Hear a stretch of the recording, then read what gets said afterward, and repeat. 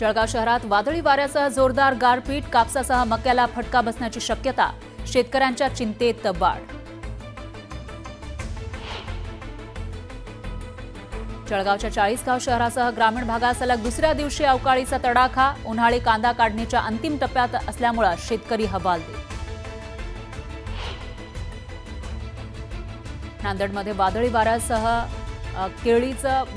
झालेल्या पावसामुळे केळीचं मोठं नुकसान, तर आमदार आनंद बोंढारकर यांनी केली नुकसानीची पाहणी.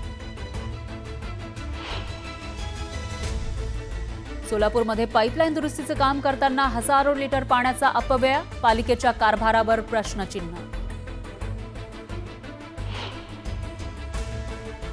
मुंबई गोवा महामार्गाच्या झाराप ते पत्रादेवी बायपासवर काँक्रिटीकरणाचं काम बंद केलेल्या रस्त्याचा अंदाज न आल्यानं चालकाचा ताबा सुटून डंपर उलटला, डंपर चालकाचा मृत्यू.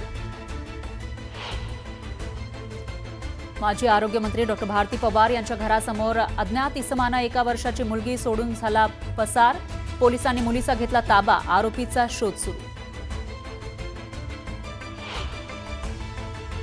लातूर जिल्ह्याच्या निलंगा तालुक्यातील औंढा गावात 2 गटात हाणामारी, बुडूर इथले शिक्षक गुरुलिंग हासुरे यांचा मृत्यू.